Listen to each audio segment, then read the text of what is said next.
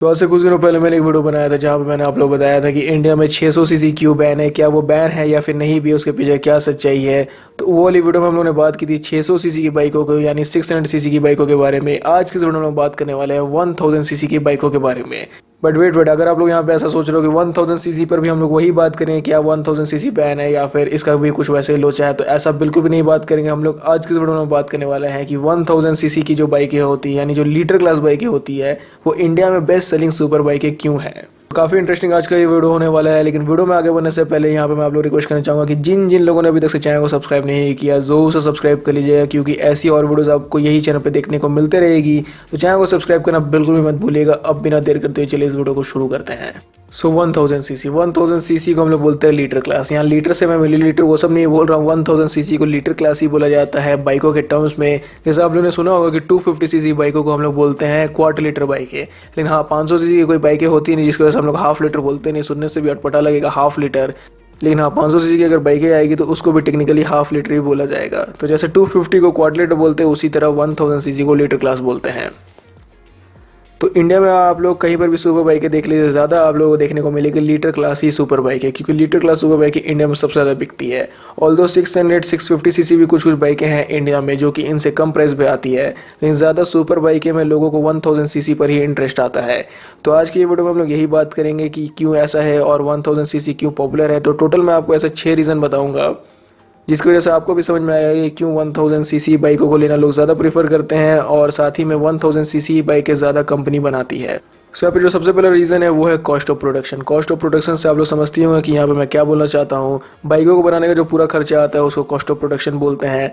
तो यहाँ पे क्या होता है कि इंडिया में जितनी भी 1000 सीसी की जो बाइकें होती है वो खासकर आती है सीकेडी रूट से। कुछ कंपनियाँ बनाती है सीबीयू रूट से, जिसकी वजह से कुछ बाइकें महंगी हो जाती है 1000 सीसी में, जैसे कि S1000 हो गई। कावासाकी Z1000 का भी आप लोग एग्जाम्पल ले सकते हो। Z1000 भी आती है सीबीयू रूट से और वो भी बहुत ज़्यादा महंगी हो जाती है। जैसे सीबीयू सीकेडी का तो आप लोगों को मतलब पता ही होगा, मैंने बहुत बार बताया हुआ है, तो उस पर डिस्कस नहीं करेंगे। लेकिन खासकर 1000 सीसी की जो बाइकें होती है इनका कॉस्ट ऑफ प्रोडक्शन कम होता है। और कॉस्ट ऑफ प्रोडक्शन कम क्यों होता है? क्योंकि खासकर इंडिया में ये सब जो बड़ी सुपर बाइकें कंपनी है उन्होंने अपना प्लांट खोल रखा है। जैसे कावासाकी का प्लांट आपको मिल जाएगा पुणे में।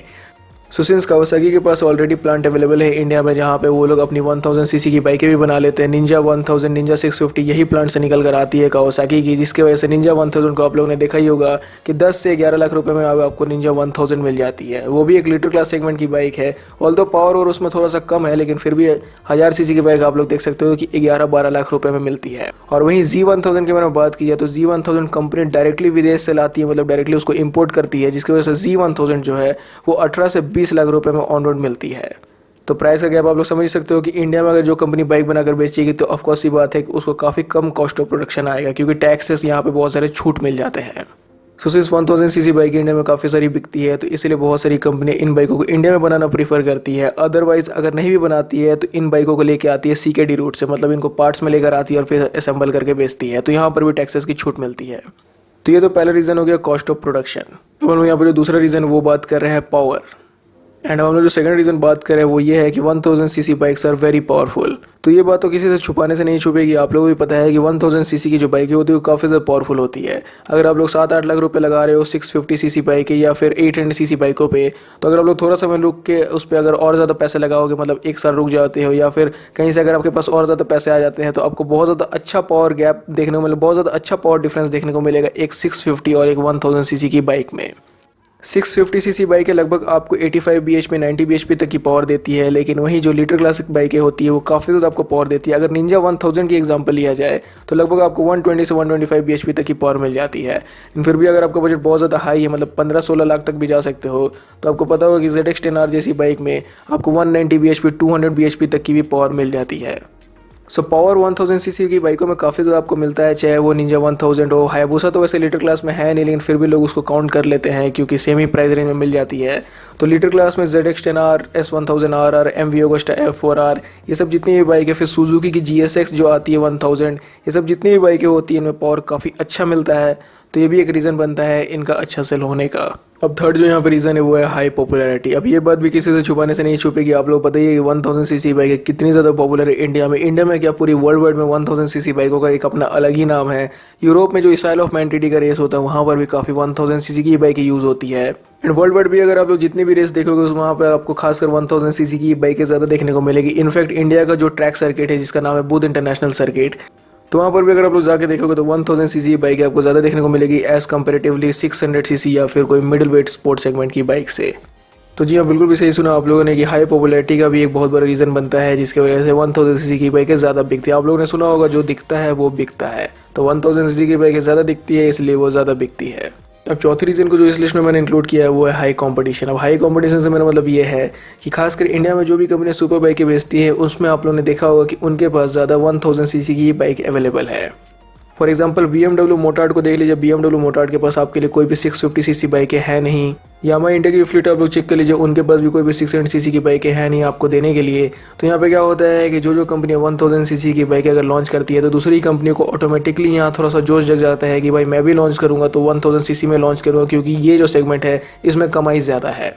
एंड ये बात सही भी है क्योंकि ज़्यादा महंगी बाइक बेचने से कंपनी का जो ओवरऑल प्रॉफिट मार्जिन है वो ज़्यादा निकल कर आता है। इसलिए आप लोगों ने देखा होगा कि जो 800 सीसी कारें मार्केट में बिकती है वो सब कंपनियां उतनी ध्यान नहीं देती है जितना कि वो लोग अपनी बड़ी कारों को देती है। मतलब कि अगर मारुति सुजुकी ऑल्टो बेच रही है 10 ठो, तो उससे जितना प्रॉफिट हो रहा है वो 5 ठो ही विटारा ब्रेजा मिलकर कंप्लीट कर सकती है, क्योंकि ब्रेजा की प्राइस ज़्यादा है जिसकी वजह से ओवरऑल जो प्रॉफिट मार्जिन है वो भी निकल कर ज़्यादा आता है। तो इसीलिए दूसरी कंपनियां भी सोचती है कि 1000 सीसी बाइकों को लॉन्च करेंगे, उसको लोग ज़्यादा खरीदना पसंद करते हैं और साथ ही में प्रॉफिट मार्जिन भी ज़्यादा है। तो ये सब कंपटीशन की वजह से होता है, दूसरी कंपनियां लॉन्च कर देती है 1000 सीसी, तो दूसरी और भी जो कंपनियां वो भी जोश में आके अपनी भी 1000 सीसी लॉन्च कर देती है। इंडिया में जितनी भी कंपनियां सुपर बाइकें बेचती सभी के पास एक नहीं कि आपको 1000 सीसी मिल ही जाएगी। ओसाकी के पास आपको ZX-10R मिल जाएगी, सुजुकी के पास GSX 1000 मिल जाएगी, BMW के पास S1000 RR मिल जाएगी, MV Agusta F4 RR भी मिल जाएगी, यामाहा की R1 मिल जाएगी, होंडा CBR फायरब्लेड मिल जाएगी। तो लीटर क्लास बाइकों का कोई भी कमी नहीं है। इनफैक्ट जो कंपनी के पास 650 सीसी बाइकें नहीं है वो सभी कंपनियां 1000 सीसी की बाइकें जरूर बेचती हैं। सो हाई कॉम्पिटिशन भी एक रीज़न बनता है जिसकी वजह से हर मैन्युफैक्चरर के पास आपको एक न एक लीटर क्लास बाइकें मिल भी जाती है। और ये हाई कॉम्पिटिशन से एक बात और भी निकल कर सामने आती है कि फलाना के पास अगर लीटर क्लास है तो मैं भी लीटर क्लास ही लूँगा, क्योंकि आप लोगों को पता है कि इंडिया में थोड़ा सा दिखावा वाला सिस्टम चलता है। सो अगर एक बंदे के पास लीटर क्लास बाइक है तो दूसरा बंदा भी ज़रूर कोशिश करेगा कि मैं भी लीटर क्लास बाइक ही लूँ। हाँ, यहाँ पे मैं ये बात जानता हूँ कि बहुत लोग बोलेंगे कि भाई अगर उसका बजट ही नहीं होगा तो वो लीटर क्लास कैसे लेगा। जैसे आप लोग जानते हैं कि EMI सिस्टम, फाइनेंस सिस्टम अभी चलता है, तो कुछ लोग अपना डाउन पेमेंट और थोड़ा सा EMI का जो टेन्योर है उसको बढ़ा के आराम से एक सुपर बाइक लीटर क्लास में ले सकते हैं। हाँ, यहाँ पे मैं ये नहीं बोल रहा हूँ कि निंजा ZX-10R वाले एक ही बार BMW S1000 RR ले लेंगे, क्योंकि कहाँ 16-17 लाख और कहाँ 26-27 लाख, तो थोड़ा सा गैप हो जाता है। लेकिन फिर भी अगर एक बंदे के पास लीटर क्लास है तो दूसरा वाला भी कोशिश करेगा कि मेरे पास लीटर क्लास बाइक यही हो। सो ये कॉम्पिटिशन का भी रीज़न की वजह से 1000 सीसी की जो सेल्स है वो थोड़ी सी बढ़ जाती है। अब यहाँ पे जो 5th नंबर पर रीज़न है वैसे ये उतना ज़्यादा इम्पैक्ट नहीं डालता 1000 सीसी की बहुत ज़्यादा सेल्स होने पर भी, लेकिन हल्का फुल्का ये भी इम्पैक्ट डालता है, वो है ट्रैक प्लस टॉप स्पीड। जी हाँ, जिन लोगों को ट्रैक करना है वो लोग 1000 सीसी पर ही ज़्यादा जाते हैं, क्योंकि ट्रैक पे 1000 सीसी जो आपको कॉन्फिडेंस ला कर देगी वो मिडिल वेट उतनी ना के नहीं दे पाती है। Middle weight sports bike start करने के लिए बेटर रहती है, मतलब हल्का सा अगर आपको एक्सपीरियंस चाहिए, थोड़ा सा प्रैक्टिस करना है तो उसके लिए बेटर रहती है। लेकिन जितना कॉन्फिडेंस आपको एक सुपर बाइक देगी, मतलब लीटर क्लास की, उतना 650-800 सीसी बाइकें नहीं दे पाएगी। और टॉप स्पीड के बारे में बोलना है कि आप लोगों को पता ही होगा कि जो लीटर क्लास बाइकें होती है वो आराम से 300 kmph तक जाती है, मतलब 299 kmph तक लगभग सभी बाइकें चल जाती है, फिर बाद में लिमिटर की वजह से जाने नहीं पाती है। तो टॉप स्पीड भी काफ़ी ज़्यादा अच्छा खासा देखने को मिलता है लीटर क्लास की बाइकों में। मतलब जैसा मैंने आपको बताया कि हर कोई 300 kmph तक चली जाती है, और साथ ही में इनका जो एक्सेलरेशन होता है 0 से 100 लगभग सभी ये सब जो बाइकें होती है 3 सेकंड 3.2 सेकंड्स में कवर कर लेती है। तो जिन लोगों को ट्रैक चाहिए, जिन लोगों को ट्रैक पे अपना करियर बनाना है वो लोग 1000 सीसी के साथ ही जाएंगे। जिन लोगों को एकदम रॉकेट जैसा भगाना है वो लोग भी 1000 सीसी के साथ ही जाएंगे। तो ये सब भी कुछ रीजंस की वजह से 1000 सीसी का जो सेल्स है उसमें बम्प देखने को मिलता है। तो अगर मैं आप लोगों से पूछूं कि सबसे फेवरेट आपकी लीटर क्लास बाइक कौन सी, मतलब कौन सी 1000 सीसी बाइक को आप सबसे ज़्यादा पसंद करते हो, जिसको खरीदना चाहोगे, तो अपना ओपिनियन ज़रूर बताइएगा कमेंट सेक्शन में। और क्यों खरीदना चाहते हो ये भी बताइएगा, ताकि दूसरे व्यूअर्स भी जाने कि वो पर्टिकुलर बाइक में क्या चीज़ें अच्छी है। And now moving on to the last reason of this list, but before moving here I want to tell you about my new channel, and this channel name is Fastback Reviews. So अभी मेरे new channel की image अभी आपको अपनी screen पे दिख रही होगी, ये मेरा ही न्यू चैनल है। तो जिन जिन लोगों ने इसको नहीं सब्सक्राइब किया जरूर से जाकर सब्सक्राइब कर लीजिए, क्योंकि ये भी चैनल पे ऐसी और ऑटोमोटिव वर्ल्ड से रिलेटेड वीडियोस आ रही हैं। सो ये भी चैनल को जिन जिन लोगों ने सब्सक्राइब नहीं किया जरूर से सब्सक्राइब कर लीजिएगा, लिंक मिल जाएगा आपको डिस्क्रिप्शन बॉक्स में। And now finally moving to the last reason of this list, which is high demand. सो अभी तक से जिन जिन रीज़न के बारे में हम लोगों ने बात किया उसको सुन के तो आप लोग लग ही गया होगा कि जो 1000 सीसी की बाइकें हैं उनका खासकर मार्केट में डिमांड ज़्यादा है एज़ कम्पेयर टू कोई और सीसी की बाइकों का। मतलब मार्केट में 600 सीसी की भी बाइकें अवेलेबल है, 800 सीसी की भी है, लेकिन ज़्यादा डिमांड है 1000 सीसी का ही।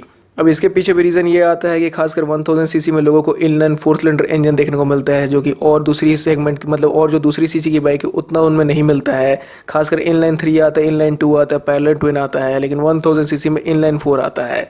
और इनलाइन 4 का एक और भी बड़ा फ़ायदा होता है कि उससे जो एग्जॉस्ट साउंड है वो बहुत ही खतरनाक निकलता है, तबाही निकलता है। तो इनलाइन 4 वाली बाइकों में एग्जॉस्ट काफ़ी लाउड आता है, लेकिन इनलाइन 4 मिलती है लिटर क्लास बाइकों के साथ, तो इसके वजह से भी डिमांड बढ़ जाता है। साथ ही में लिटर क्लास की बाइकों में टॉप स्पीड भी काफ़ी अच्छा मिलता है, तो इसके वजह से भी डिमांड बढ़ जाता है। साथ ही में ये सब बाइकों से आप लोग ट्रैक भी काफ़ी अच्छी तरीके से कर सकते हो, तो ये इससे भी डिमांड बढ़ जाता है। एंड साथ ही में लिटर क्लास की बाइकें ज़्यादा सराउंडिंग में दिखती है, जिसकी वजह से भी डिमांड बढ़ जाता है। तो ये सब कुछ रीजंस की वजह से लिटर क्लास की बाइकों का डिमांड बढ़ जाता है और ओवरऑल इनकी सेल्स जो है उसमें काफ़ी इजाफा भी देखने को मिलता है। तो ये सब कुछ मेरे पर्सनल ओपिनियन थे, जिसकी वजह से 1000 सीसी की जो बाइक है इंडिया में काफ़ी अच्छी बिकती है। वैसे अगर आप लोग कोई और रीज़न जानते हो जिसकी वजह से ये सब बाइक अच्छी बिकती है, या फिर अगर आपको यहाँ पे कोई रीज़न सही नहीं लगता है, तो ज़रूर से बताइए कमेंट सेक्शन में। मैं ज़रूर से अप्रिशिएट करूँगा कि मेरे को इसमें और क्या ऐड करना चाहिए था और क्या नहीं ऐड करना चाहिए था। So do let me know your opinions in the comment section. So फिलहाल के लिए आज की इस वीडियो में बस इतना है। मैं उम्मीद करता हूँ वीडियो आपको पसंद आया होगा और आपको वीडियो देखने के लिए थैंक यू।